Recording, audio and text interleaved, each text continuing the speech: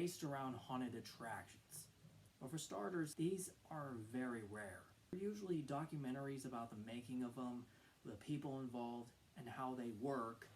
And then there are, and most are in horror movies that are fictionalized, make haunted attractions seem much more dangerous than they really are. If you've ever seen any of these films, no haunted attraction is like that. But there is one film that really challenges the whole idea, how far a haunted attraction could go, and that is Haunters, The Art of the Scare. This documentary came at a perfect time in the mid-2010s because most often we see the traditional boost haunt scares you would find at, let's say, Knott's Berry Farm or Universal's Halloween Horror Nights or the Queen Mary or Six Flags, most of haunted houses.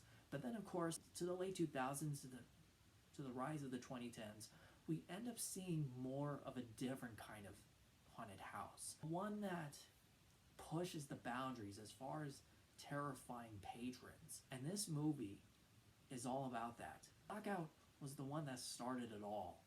It was the one that really pushed the boundaries of what haunted houses could be. It's kind of like watching a Paranormal Activity movie to a Hostel movie. With haunted houses, that has became a similarity. Of course, one of the special mentions is of course Knott's Berry Farm.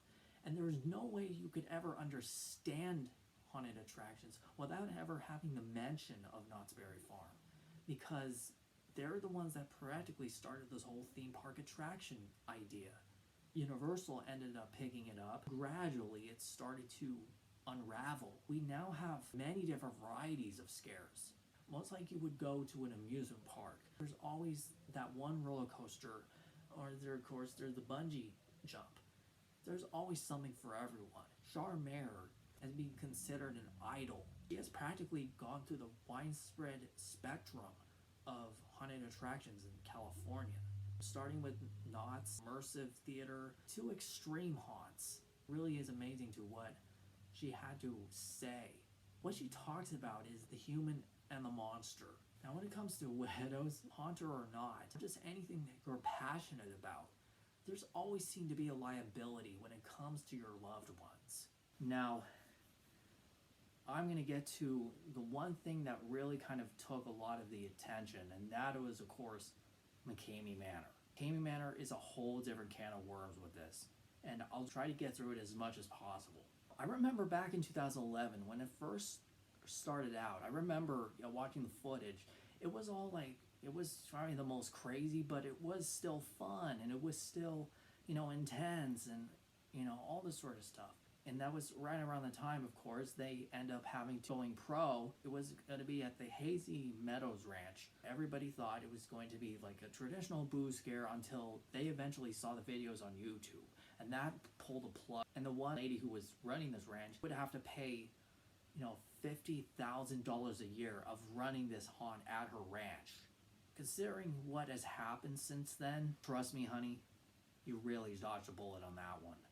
Watching his wife as far as trying to explain a lot of the things that were going on, between her and her husband, I really don't know what it is going on with her around that time. They were filming this documentary, but it seemed like to me her patience with Russ McKamey seemed to have gone really thin at that point. It's kind of funny how Russ was just kind of badging on about Blackout and how explicit it is. But what about the torment that you've done with all these people?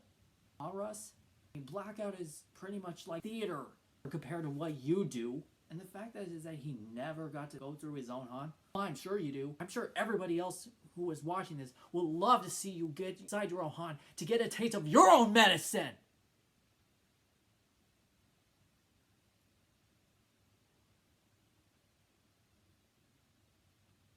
With McKamey Manor sort of fizzling out, right now the time for us, the haunted attraction industry, is continuing to evolve over the years. So great job, everyone involved. My name is Adam Shows, and I'll be seeing you then.